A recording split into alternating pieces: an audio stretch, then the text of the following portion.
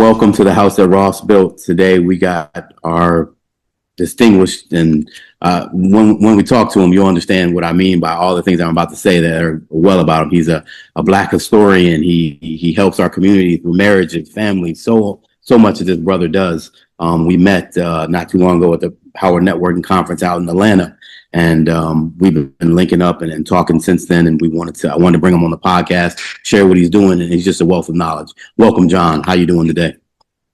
Hey, man, I'm phenomenal in the moment, brother. Thanks for having me. It's good to be back. Yeah, I feel you. So let's kick it off where we did last time. So, just get started. Tell everybody, a little bit about background about yourself, what you do and where you came from, so on and so forth. Yeah. So I'm a father of two, a 14, 13-year-old boy and girl, a husband of 16 years, an only son, but a brother to many. And professionally, I'm a marriage technologist. And whenever I say that, people are like, what's that? Tell me more. But no, what I'm focused on is the restoration of Black community by way of strengthening strong households and families through marriage. And so UpFront Marital Technologies Incorporated is our company, and our flagship platform of relationship technology is called UpFront. And so it's an AI-led, healing-centered relationship ecosystem for single Black professionals who are marriage-minded. Absolutely. And you're being modest because there's a lot more, but we'll get into that. Because like I said, I wrote a book. I did some things. Yeah, I've done some things. Like I said, you're a Black historian. I mean, you were giving me some education last time we were on there, so we'll get into a little bit more of that. But before we'll dive into exactly what you're doing more specifically, I just want to say the reason why John is so important is because, on this podcast, we focus on the financial aspect of building wealth in our community, so on and so forth. But you really can't build wealth until you have a solid family foundation, a solid community. So what he does is basically, I don't know not the right word to use, but he's the foundation of really what we need to do to fix and heal things in our community before we can start, really diving into wealth and owning properties and all this type of things. So John, you gave your description. You said most people are like, what's that? So describe it a little bit, exactly what you do. Yeah. So a few years ago, I'll say it's pushing 5 years ago now, where I hosted a dinner party for friends that I worked with. And so, we're having conversations, and a couple of the sisters there are, multi-degreed, doing well in their corporate career, but single and struggling to find relationships that are authentic, genuine, based on transparency and openness and things of that nature. And so they're telling me about their dating app experiences.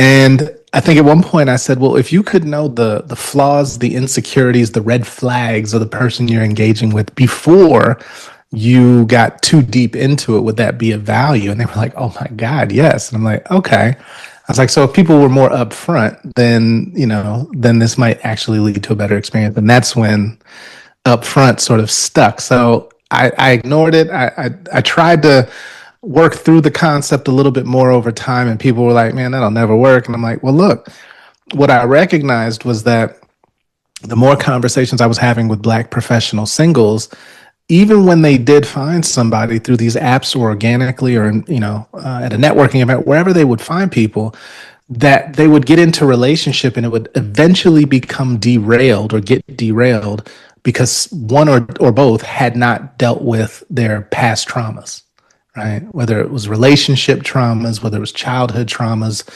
environmental, professional traumas, whatever the case may be, those were the derailers. And I'm saying, okay, as a historian, I know we have 600 plus years worth of work to do in terms of healing.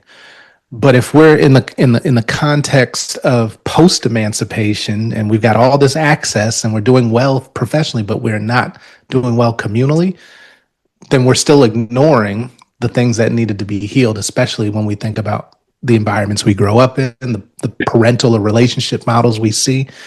And so that for me solidified, one, what's not being addressed in the market, and two, it's addressing something I think even deeper than most people acknowledge, in that we chase the external validations of success still. That's not a new issue, but even more so post access.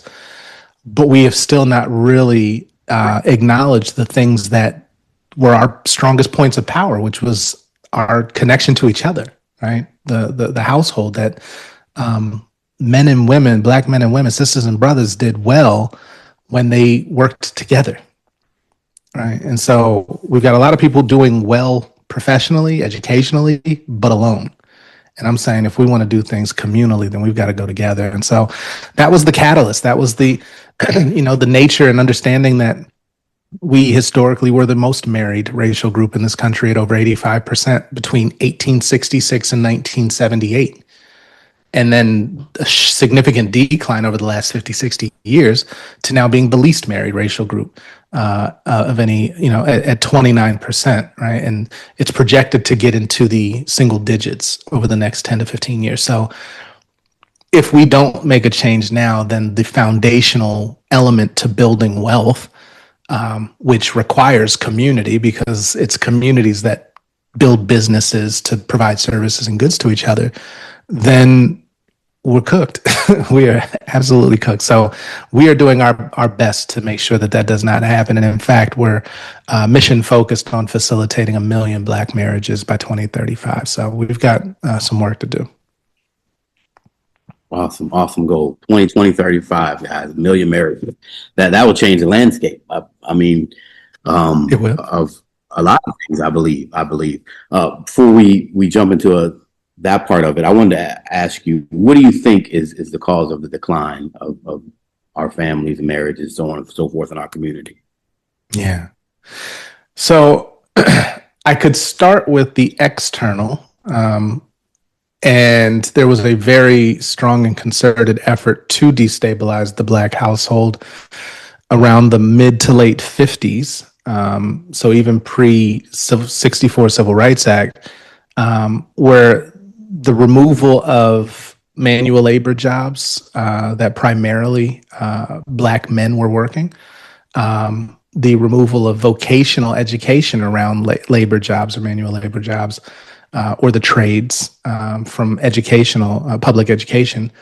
Additionally, the war on drugs, poverty, and crime, specifically focusing on Black men and the removal of Black men from households, the welfare system and its incentivization for not having a man in the household. And then you got social engineering and the imagery through movies, through television, the auditory through music, and the notion of not needing a man and being independent and, you can do bad all by yourself, like all of these frames that were reinforced and ultimately embraced. And I'll say the root of all of that is when any dominant group in any historical civilization wants to maintain or come to power, the first thing you have to do is remove the subordinate group male.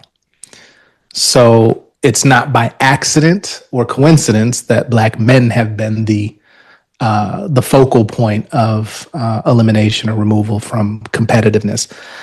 That being the case, if you want to go further back, right, we can point to many, many areas where the relationship dynamic between Black men and women was not only controlled, but also co-opted, coerced. And that has a long tail effect, right? How we view each other as Black men and women has largely been through the lens of trauma, right?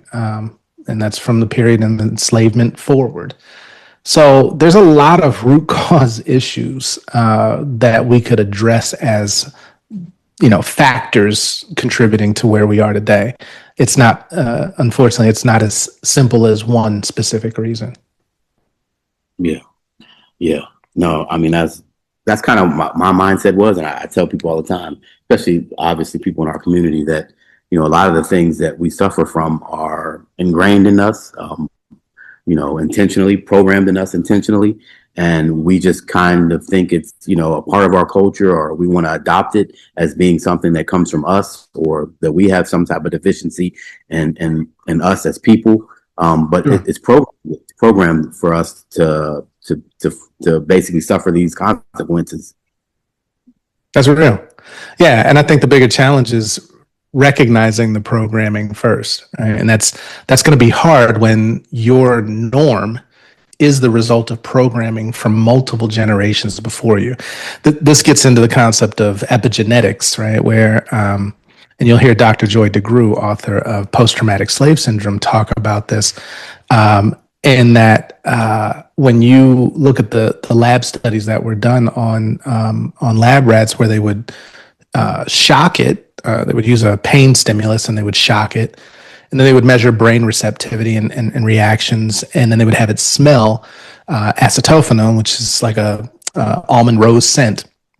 And what they would do is repeatedly do this: shock, measure, smell, shock, measure, smell, to the point where the brain receptors or the pain receptors would go off without the introduction of the shock. All they would need to do is smell, and you would see the pain receptors go off. Well, that wasn't the headline. The headline was even the offspring of those lab rats would smell acetophenone, and the pain receptors would go off. And the offspring of the offspring smell, pain receptors go off without the introduction of the stimulus. And so what they were able to prove is that epigenetically there was a genetic alteration to induced by trauma that was passed down through lineage. Now, if you apply that same thinking, what have we carried through as a response to pain and trauma that's automatic without even the stimulus, right? So we are operating in ways that are the result of nearly 15 to 20 generations worth of trauma. Yep. And then that's why I see it from basically what you're saying is that's why the reason why we're having that decline, because, those years of trauma are just piling up, and, it's affecting us over the years, slowly but surely.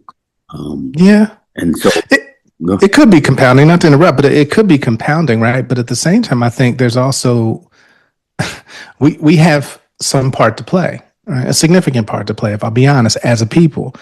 When you look at what was denied us for centuries, right, nearly 4 centuries, it was access to white lifestyle, right, to freedom and autonomy, self-determination, access to economic resources, all of those things. So what happens when you flip the switch one day and you say, okay, now you have it? Well, the first thing that you seek to do is get to the point of acceptance and validation and social expression of living at the level of our historic oppressors. Right. So now we look like we're doing well. We wear clothes that make it look like we're good. We drive cars. We buy houses. We vacate. We do all of these things, but have not changed or even addressed those historic years of invalidation, the void of not even being called human, right? Or being a man or a woman in the eyes of broader society. Point being, we now have access to all of these things, and we're doing all of the things that look good, but we still have a culture that is highly dysfunctional, right?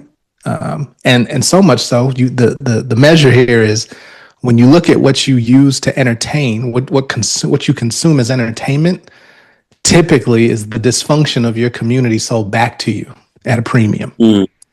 That is what we're dealing with. And then you can see the drapings of that in the uniforms that people wear that look like the dysfunction that's sold through the media, right? And that we pay for at a premium. I think that's very important what you just said. Can you run it back just one more time? Yeah.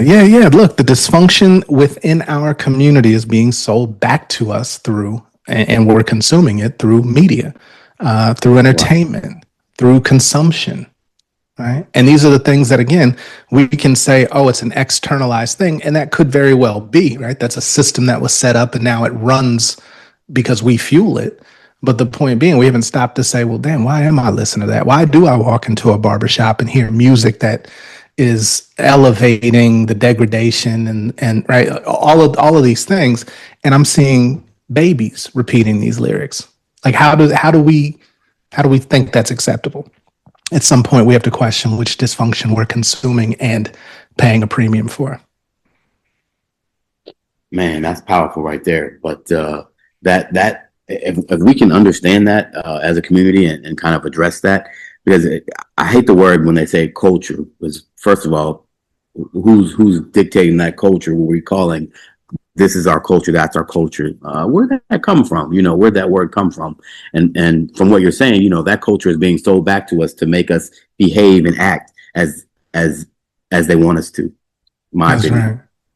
Yeah, look, it's not a bad statement. I think culture can get you into some interesting places when you start to really apply it right when properly. And so when we look at culture as defined as a set of norms, values, ideals, or world beliefs about you as a people that sort of guide you, that are a North Star, and that can be expressed through everything from language to religious practice or tradition to dance or whatever the case may be, right? There's many elements of expression of culture, but it starts with this foundational grounding principle that will guide and define you as a people.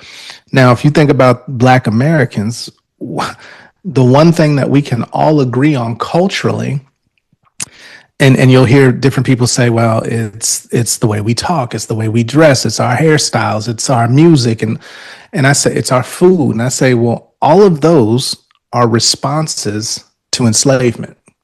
They're outcomes, right? They didn't originate, and it's not to say that we didn't have cultures coming over, but we also know that they blended, they architected, they Frankensteined different cultures to create specific outcomes economically for their systems. So point being, whatever we have today is a hybridized version of something and pieces and traces of many different cultures that were brought over here during the period of enslavement.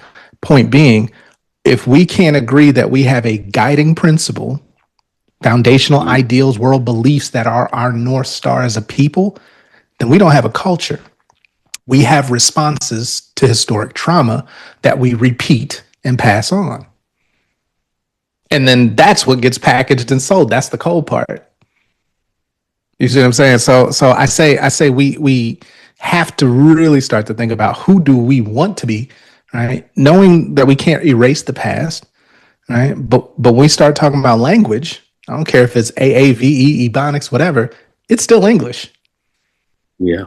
Which is our adaptation of an oppressor's language. So there's a lot to unpack in all of these things. And really, they do come back to how we relate to each other, which can either be the thing that bonds us together as people or the thing that keeps us divided and ultimately not getting married, not creating stable families and households, not closing economic wealth gaps because we're disparate. We're disconnected. Yeah. Absolutely. And again, he's giving you the history and the breakdown of mindset, the reason why our community suffers from some of the things we suffer from. And he's at the core of the problem, the core of the issue with the family, because I think Malcolm X said we need to educate our own kids. But what we're doing is because we're trying to chase the things of this world that, the oppressor says we can have or opens it up to us to grab and get, which is nothing wrong with that. But at the same time, we're neglecting the family and we're sending our kids to school, public schools that aren't necessarily care to teach us our own history. Not at all. Not at all. It's a unique, I shouldn't say unique concept. It's a fascinating concept in that we are the only ones who send our kids outside of our communities, outside of our homes to teach the values of other people to us and then bring them back into our household. Yeah. So, I mean, obviously it's heavy. It's heavy. I mean, last time we talked, it was heavy and it's just heavier now. And I'm just sitting there contemplating, my mind spinning all over the place. But I mean, obviously we have work to do. And I mean, things like this, things that like you're doing are going to help, like you said, 1 million marriages. I appreciate that. I'm optimistic, man. Yeah. and I hope the listener does not take this as me being doom and gloom, right? But I think you have to be intimately aware of the root cause of the issues if you're going to try and approach and solve. And I think too many have tried to put band-aids on and literally just to be extractive, meaning they just did something and put something out there to get your money and played on what felt good to you. I want to make sure that we are bringing people together in a state of healing, in a state of guidance and performance architecture for our men, to be the brothers that not only their wives need, their children need, but that their community needs as well. And for sisters to also understand more about the Black men they seek, right? And so, and even, not just relating to their own life experiences and then extrapolating that onto all men, right? I don't invalidate your experience, but I can say that that's that one man or those two men, but not the millions that exist. And so there's a requirement, right? So with UpFront, the way that we're different is that we require a 30-day mandatory healing and coaching journey before you ever get introduced to connection. So we're removing the barriers of you walking in with your brokenness, meeting somebody else's brokenness and expecting a healing outcome when neither have really done the work to examine, are you even ready for a relationship, right? Are you just trying to meet somebody so that you're not alone? Or are you rooted in the values and the aspirations and the legacy goals that you have that you want to bring to somebody else's shared vision? Like, there's a very different catalyst for wanting to be in a relationship, let alone married. Yeah. So we're helping to bring it all out, man. Absolutely. And with the process within your program, you say you heal first. How does that look? Like, how do you guys go through that? Sure. So onboarding consists of first choosing your AI advisor or guide, right? So Langston or Zora are your AI advisors. And both Langston and Zora have been, they're AI companions that have been trained in 8 different psychological frameworks that are rooted in Black psychology, Black history, and cultural nuance.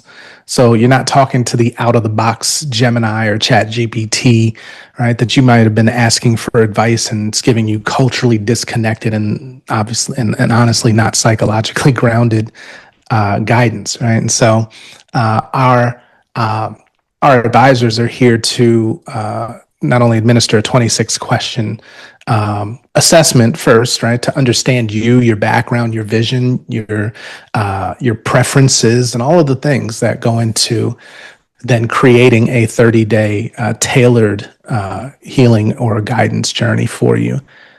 So no two members will have the same experience, right, because it is uniquely tailored to you. So those engagements with Langston or Zora will come through conversation, just like we're having. You can do voice to voice, voice to text, whatever the case may be. And as it learns you and provides or delivers different content, whether it's articles or podcasts or videos or journal prompts and even reflection exercises, you're developing a readiness score. And that readiness score, we want you to get up to 85% or better and complete 30 days before we then move you into our connection district, before you graduate into the connection district. So it starts at the healing district, then you get to connection district, in which case you're algorithmically matched to potential partners. So the swiping doesn't exist, right? So you're not in a meat market just choosing off surface level or superficial based attraction points. We're lining you up with people who are, meeting you on the needs as well as the wants, we say, right? Because we believe your preferences can ultimately become your prisons if you don't really examine what you need as well at this season of your life. So it's healing district, connection district. We also have a mentorship district, in which case we're bringing the knowledge of married couples who've been married for 7+ years or more to be the bridge to the aspirational spouse, right? So the reality is that we don't have, nobody's teaching us how to be husbands or wives, right? Especially if you didn't grow up in a household with a healthy and long-term sustainable relationship. How do you learn to be a spouse? And so we think it's extremely critical that we bring the knowledge and the wisdom of those who are doing the thing that others say they're aspiring to do. And then we have a wedding district where we have vendors from the wedding economy who are there for when you're ready to, plan your big day, everything from planners to events to officiants to, you name it. And then lastly, we have our legacy district, in which case we have vendors who help with financial literacy, financial and wealth planning and management, to life insurance and estate planning, or even family office development. So it's a comprehensive community built in the image of the self-sufficient communities we once had. Yeah. And two things that came up when you were speaking about that. Well, first, I would like to say as you see when he gave his title, right, this is very scientific. Right? This is what produces successful marriages. And it may not be the same exact process as he's saying, but most cultures, they go through that. Right? If you took the Asian culture, the, Indian culture, a lot of these cultures, like who's your family, where your family come from, why, all these things they go over before they're going to give their daughter or son away. Right? They kind of match people up. And this is why a lot of in other communities, they have a higher success rate. In some cases, obviously, we have, issues that we're trying to overcome. But through what he's doing, he's putting those issues up front. That's the name of his company, obviously. He's putting those issues up front and helping people understand them. That way, when you do get together, you're not 5, 10, 15 down the road figuring these things out, and now it's causing problems within your marriage. So absolutely. So like I said, the brother is just full of knowledge. Other question I had. So do you guys do social events like one-on-one, things like that? We do. We recognize that spark and organic chemistry aren't digital only, right? And so we have curated networking events, not just putting Black professionals who make $150,000 and dress nice and all that in a room and saying, go be somebody, but curated, really creating the environment for, solid and organic connection. Additionally, the events will be with members who have already completed the healing district. So you don't have to worry about have they done or have they started the work? Are they on the journey? Everybody in the room is already on that pathway. We'll be gearing up to do curated dining events as well, more intimate but over meal guided experience as well. And then lastly, singles retreats, both domestic and international. And so we recognize that high vibrational relationships tend to thrive when they are started at high vibrational environments, right? And I don't think we really factor that in a lot of times. Well, where do I go to meet somebody? Well, I'll tell you what, start by looking at what is the vibrational energy of where you're going. If you go into the club, I mean, you get a club very low vibrational. I mean, you're gonna get a club brother, like whatever the case may be. That vibration is the setting in which case you're meeting somebody. So think about areas or environments or locations that already carry a high vibration. When we think about travel, imagine meeting somebody who's having an experience in a new culture with new foods, new sounds, new sights, and you're experiencing that together. You're already starting in a position of higher vibration, right? So I think little things just that we can't wait to create and be stewards of and curate for our members. And they can find out all these events and so on and so forth, what you guys are doing on your platforms. Yep. So the curated networking and dinner, and then retreats, those will be for our higher tier members. So for more of our executive and executive plus membership. But, people are always always encouraged to explore, their membership level for sure, depending on what experiences they want to have. And I asked that question because I want to address this, because it's very serious for me. So You heard the term membership that he mentioned, correct? I think as our community, we'll pay for everything under the sun. We won't pay for education, and we won't pay to make ourselves or our community better. come on, guys, we have to realize that there's some professionals like John here on the line that can help you. Obviously he has to feed his family as well, right? So it's not like, well, if it's a mission, why are you getting paid for it? Because I get this all the time, right? Well, the mission, I only can, feed the mission if I have money to feed it, right? And I think we miss that as a community. So talk about that. I mean, I know you have those kind of obstacles sometimes. Why is it this much? Why is that? Why do I have to pay? You kind of get something. Yeah, it's wild, man. I'm glad you bring it up. It's, again, this comes down to, I think we want to be able to enjoy the lifestyle of the dominant group, but not in support of our fellow group members. All right. And that might be a roundabout way of saying, like, we want the rewards and the benefits of lifestyle, but we don't want to support each other to achieve it. So yes, it's mission based. To your point, that mission needs fuel to energize it. And the fuel in this case is revenue, and that's a business unto itself. But what I think is, what do we value enough to put our dollars towards, right? And do we value us enough to support something that is designed to be long-term beneficial to our community as a whole, right? If you think about it, our mission of 1 million Black marriages by 2035 was not arbitrary. We didn't just pull 1 million out of the sky. What we knew was that marriage correlates to 4 specific quality of life indicators. The first one being household income, right? Married people tend to do better economically when both people are working in common goal economically. The second is educational outcomes for children. So when we think about married households that raise children, their educational outcomes tend to be better than those who are not married. I'm not saying that single parents are bad influences on education. The data just states that married households do better. Children of married households do better educationally. Thirdly is health outcomes. Married people tend to be healthier. They tend to have insurance that comes from having 1 or 2 jobs that carry life or health insurance.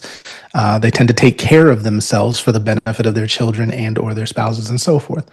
And then fourthly, life expectancy. Now, this could get contentious, Aziz. So, let's make sure that your audience hears me clearly. Yes, there are studies that showcase marriage is better for men than it is for women. Hear me out, though.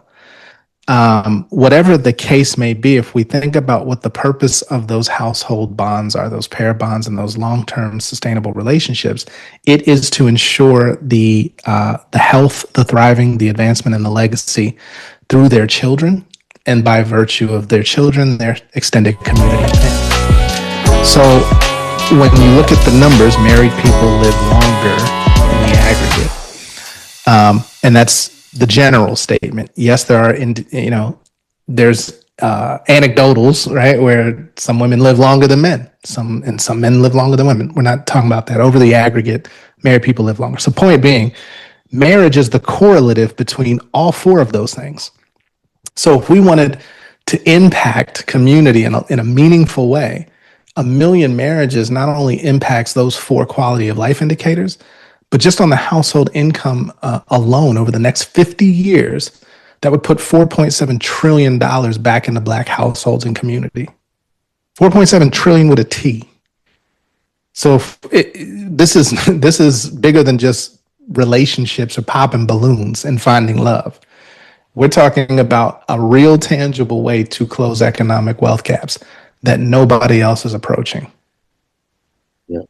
And again, we started with that, and I'm glad you brought it up again, because like I said, I teach people finances, teach people invest, and so on and so forth. And a lot of times they don't get it, or it's foreign language in our community to a lot of people. And I've always known, but I haven't been able to basically put it together like you have, as far as the mindset or how to express it to people. But if everything starts with what you're doing, the family, marriage, everything starts there. So if I'm trying to teach people how to make money, how to invest, but they don't have the foundation, they don't have that aspect of it, it's hard for you to overcome the obstacles and things you're going to have to overcome to build a business, to invest, so on and so forth, to have those resources, to look out for your other brother that has a business and give him money, right? Because all those things you still never got from your foundation.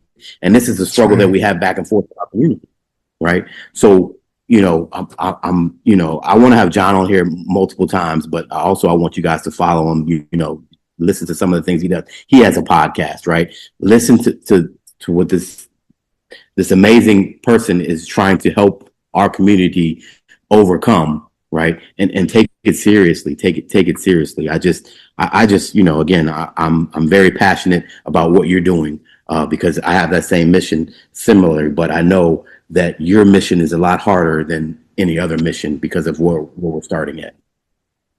I appreciate you, brother. No, and look, it's hard. It's equally hard. Let's be honest. I'm just choosing to approach one of the harder angles that all connects. But yes, somebody was just asking me yesterday, like, you're married for like 16 years. Why are you getting involved in single people stuff? And I'm like, it's a great question because I've seen some things over the past year in building this company and being out there and amongst single Black professionals in networking events and venues specifically designed to bring Black professionals together. And I'm like, the stories I've heard, the behaviors I've seen, I'm like, oh man, it's critical, So I'm willing. I feel called and compelled based on not only my background. I'm a child of divorce myself. My parents split when I was 5.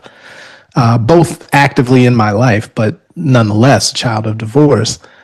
So I see what happens when households split, right? Luckily, I had 2 parents who co-parented well from a distance, but I've seen that personally. Additionally, I'm an African Studies major at the oldest degree granting HBCU in the country. And a master at Lincoln University, for those that don't know. And I know you're a Morehouse man, so, shouts out. But I am obligated and was obligated by my professors to contribute whatever I can to the liberation and restoration of our community. And so I don't take that lightly at all. This work is not vanity for me. It's not just a play to get money and get the bag. Like this is legacy work. This is, generational work. Absolutely. So we definitely have to, if you're on here today, listen to, especially if you're single, or if you're not, any support that you can give. And it may just be passing this podcast along, but you never know who's listening, who his words will help. But obviously you see he's very well versed in what he's doing. He is the best person to teach this because he's been married for 16 years. Why would a single person teach somebody how to be married if they ain't never been married before? It happens all the time. Say that again. Read books that are single men. I'm like, teaching people how to get married, bro. You ain't married. I don't get it.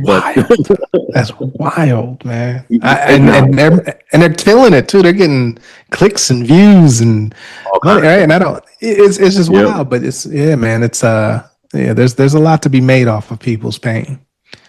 Absolutely, and that's unfortunate. But we're trying to approach this in a healthy way, man, for sure. So holla at me, y'all. UpFront.love. Love, right? We'll put it in the comments when we put the podcast out. Everybody will be able to see UpFront.love, and then your name and everything. So credentials, so everybody can find you. What else do you want to share before we hop off here that you think is important right now? I mean, look, I think there's a couple of fronts that I'm very passionate about. Obviously, the healthy and long-term sustainable relationships between Black men and women. Yes, I also think we need to get a better grasp on the future that is now in artificial intelligence and leveraging these tools and agents and workflows and being very concerned about upskilling ourselves because a lot of us are losing jobs, because these companies really weren't focused on us. It was a means to an end. But point being, we have an opportunity now to be competitive. So I encourage everybody to start really getting serious about your AI acumen going forward if you want to be viable, and that's as an entrepreneur or as an employee. Absolutely, absolutely. I mean, now you're talking more my language. What I tell people all the time, or what I try to teach people, is they talk about getting rid of, I forget the term, it's slipping my mind. Equal hiring act or whatever it was. What is it? Yeah, sure. The Civil Rights Act for the equal opportunity. Yeah, so they're trying to say now we're all equal, so they don't need those things anymore. And then what John just said about AI, put things together. Start thinking for yourself. All these things that come into place and that happen, and you think they're not related. They're absolutely related. And what we're doing as a community, we're falling behind technology, finances, and we just continue to fall behind. And we don't educate ourselves like we should. We're not tech savvy as we should. And again, a lot of that's by plan. So, what he's saying is we definitely have to get better at that, so all these things, the marriage, the family, educating ourselves more, finances, so on and so forth. And, people like John and I would say people like myself, that we're trying to do all we can to help. That's right. And so, any last words before we head out? No, man, look, brother, yeah, we'll do, Brother Ross. I appreciate you for having me. Yet again, man, it's always a great conversation. Thank you to the listeners who listen to me drone on for the past 45 minutes or so. But if you are interested in really finding genuine connection by virtue of working on yourself first, you can visit us and sign up at upfront.love. Or you can follow us on Instagram, TikTok, and YouTube at Just Be Upfront. We're not hard to find. We're out here doing hard work. So we want to see y'all married. We want to see y'all healthy, healing, and grounded, so you can find your forever. So looking forward to seeing y'all as members. And if you're really serious about that, obviously from the short conversation you just heard from the brother, he can definitely help you with that. So please, at least, entertain the fact you get on the site or you follow some of the things that he's doing so you can see the value that he has. And that'll make you maybe pull your wallet out a little bit. I don't know. We'll see. I appreciate you again, sir. I appreciate you as always. And, appreciate what you're doing. Appreciate what you're doing, brother. Appreciate what you're doing. And we'll talk soon. Sounds good, man. Thank you. Be well. Peace.